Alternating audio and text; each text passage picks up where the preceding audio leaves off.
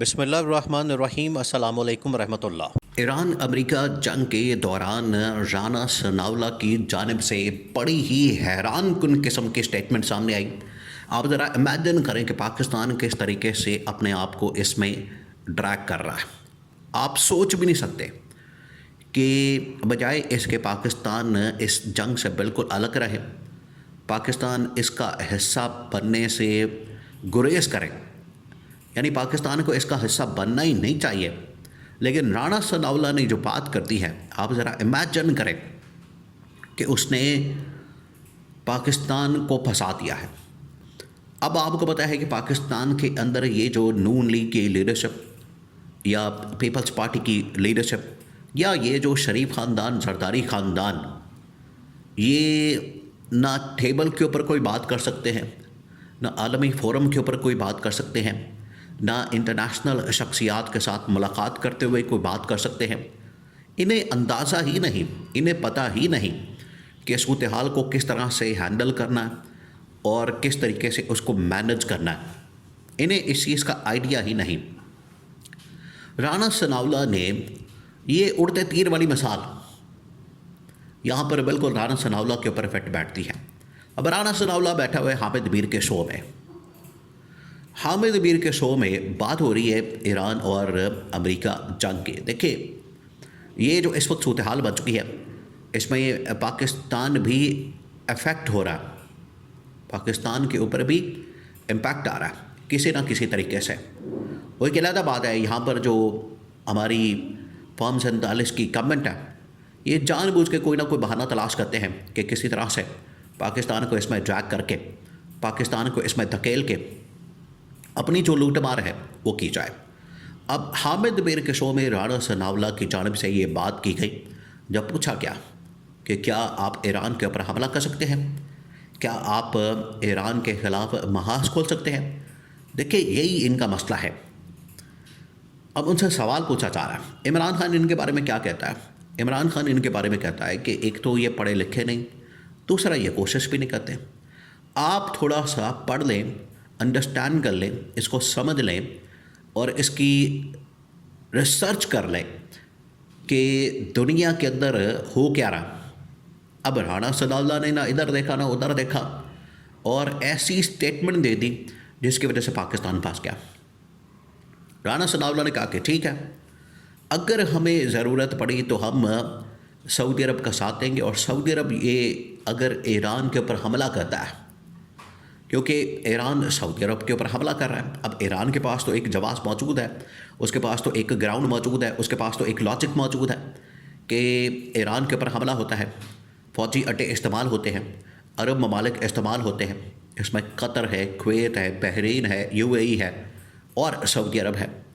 یہاں سے کیونکہ ایران کے اوپر حملے ہوتے ہیں تو ایران جواباً ان کے اوپر حملہ کرتا ہے۔ چلے، اس کی بات تو سمجھ آتی ہے، لیکن رانا ثناءاللہ نہ 9 میں نہ 13 میں اس نے کہہ دیا کہ اگر سعودی عرب نے یہ فیصلہ کر لیا کہ ایران کے اوپر حملہ کرنا ہے تو ہم بھی ایران کے اوپر حملہ کر دیں گے۔ اب یہ بات کرنے کی دیر تھی کہ پاکستان میں تو آگ لگ گئی۔ تو پاکستان تو پہلے ہی یہ جو افغانستان کے اندر جو ہم نے محاذ کھولا پچھلے 40-50 سالوں سے، 1980 کے دور میں، اس کے اثرات سے باہر نہیں نکل رہا کہ آپ ایک اور کھاتا کھول لیں۔ ادھر تو چلے جو فرقہ وارانہ معاملات تھے وہ اتنے زیادہ نہیں بنے افغانستان کے ساتھ یا طالبان کے ساتھ جنگ چھیڑنے کے بعد، لیکن ایران کے ساتھ اگر آپ جنگ چھیڑتے ہیں تو پاکستان کے اندر جو فالٹ لائن ہے شیعہ سنی فسادات کے یا شیعہ سنی اختلافات کے، وہ جو فالٹ لائن ہے وہ ختم ہو جائے گی، وہ کراس ہو جائے گی۔ تو اس کا جو امپیکٹ ہے پاکستان کے اوپر بڑا خطرناک اور خوفناک آئے گا۔ آلریڈی سعودی عرب ایران کو لے کے پاکستان کے اندر بڑی ڈبیٹ ہوتی ہے۔ اب رانا ثناءاللہ کا یہ کہنا کہ ہم حملہ کر دیں گے اور ہم نے مکے اور مدینے کی حفاظت کرنی ہے۔ دیکھیں، دو چیزیں ہیں۔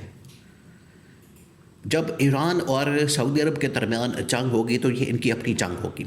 جہاں تک بات ہے مکے اور مدینے کی حفاظت کی، تو اس کی حفاظت کے لیے ہر مسلمان اپنی جان نچھاور کرنے کے لیے تیار ہے، اس میں تو کوئی شک والی بات نہیں ہے۔ لیکن جب ان کی آپس کی جنگ ہوگی، آپس کی لڑائی ہوگی، آپس کے معاملات ہوں گے، سفارتی معاملات یا ریاستی معاملات یا ملکی معاملات یا ان کے فوجی معاملات، اس میں یہ آپس کی معاملات کو خود ہی سنبھالیں گے۔ تو اس کے اوپر بات کرنی تھی۔ اب رانا ثناء اللہ نے یہ بات کر کے کہ ہمارا جو معاہدہ ہے سعودی عرب کے ساتھ وہ ایکٹیو ہو جائے گا، ہم پھر ایران کے اوپر حملہ کر دیں گے، ہم پھر سعودی عرب کا ساتھ دیں گے، ایسی سٹیٹمنٹ دے کے رانا ثناء اللہ نے پاکستان کے اندر بھی تباہی پھیر دی۔ پاکستان کے اندر بھی اس نے فالٹ لائن کو چھیڑ دیا اور انٹرنیشنلی بھی اس کی وجہ سے پاکستان کا امیج بری طرح سے بگڑ گیا، متاثر ہوا۔ اب یہ بات کرنے کی دیر تھی کہ اس کے بعد جو پاکستان کی وزارت خارجہ ہے اس کو ایکسپلینیشن دینی پڑی، کیونکہ اس کی وجہ سے جو اسٹیبلشمنٹ ہے پاکستان کی اور پاکستان کی جو گورنمنٹ ہے ان کے اندر تو ایک تشویش کی لہر دوڑ گئی۔ اسی وجہ سے آپ دیکھیں کہ آج سے تقریباً 3-4 دن پہلے عید کے فوراً بعد جو فیلڈ مارشل ہے army chief general Asim Munir, انہوں نے شیعہ علماء کے ساتھ ملاقات کی اور وہاں پر انہوں نے گارنٹی دی کہ ایران کے اوپر ہم بالکل حملہ نہیں کریں گے۔ مذاکرات، بات چیت، ڈائلاگ اگر اس کی ضرورت پڑتی ہے تو بالکل ہم کروائیں گے، مذاکرات ڈیل کروا دیں گے، لیکن اگر کسی سٹیج کے اوپر کسی معاملے کے اوپر ہمیں ڈریگ کیا جاتا ہے، دھکیلا جاتا ہے، ہمیں اس طرف بھیجا جاتا ہے تو ہم اس معاملے کے اندر نہیں جائیں گے، ہمارا اس معاملے میں بالکل بھی لینا دینا نہیں ہوگا۔ تو فیلڈ مارشل نے تو کیٹیگوریکلی کلیئر کر دیا تھا۔ اب آپ ذرا سوچیں کہ رانا ثناء اللہ کو کیا ضرورت پڑ گئی۔ یہ بالکل اسی طریقے سے جس طرح سے عمران خان کے متعلق یہ کبھی بات کرتے ہیں ڈیل ہو گئی، کبھی کہتے ہیں کہ نہیں ہوئی، کبھی کہتے ہیں کہ آفر دی، کبھی کہتے ہیں کہ نہیں دی، کبھی کہتے ہیں کہ ہم ڈیل کرنے جا رہے ہیں، کبھی کہتے ہیں کہ ہم ڈیل کرنے نہیں جا رہے، یعنی عجیب و غریب قسم کی باتیں ان کی جانب سے کی جاتی ہیں۔ تو آپ سوچیں کہ رانا ثناء اللہ کا یہ سٹیٹمنٹ کتنا بھاری پڑا پاکستان کے اوپر اور پاکستان کے گورنمنٹ کے اوپر، پاکستان کے اسٹیبلشمنٹ کے اوپر، سب سے بڑھ کر ریاست کے اوپر، کہ اسے پتہ ہی نہیں ہے کہ کیا بات کرنی ہے۔ تو یہ بات کر کے کہ ہم ایران کے اوپر حملہ کر دیں گے، یہ تاثر دے کے پاکستان کو اس نے ایک نئی جنگ کے اندر دھکیلنے پر لا کھڑا کر دیا ہے۔ یہ بڑی خطرناک اور خوفناک صورتحال ہے، اور یہی پی ٹی آئی اور عمران خان بار بار ڈیمانڈ کرتا تھا کہ آپ جب اس طرح کی فارم 47 کے اوپر جعلی مینڈیٹ کے ساتھ گورنمنٹ لا کے بٹھائیں گے، جن کو ڈپلومیسی کا نہیں پتہ، جن کو ڈپلومیٹک معاملات کا نہیں پتہ، جن کو انٹرنیشنل پالیٹکس کا نہیں پتہ، وہ پھر پاکستان کو مروائیں گے۔ اور یہی آج کیا رانا ثناء اللہ نے، تو اس نے پاکستان کو مروا دیا۔ بعد میں اسٹیبلشمنٹ نے اس معاملے کو ہینڈل کیا، اسٹیبلشمنٹ نے پھر ایران کے ساتھ بات کی، محمد بن سلمان کے ساتھ بات کی، تاکہ اس کا جو نیگیٹو اثر ہے وہ ختم ہو سکے۔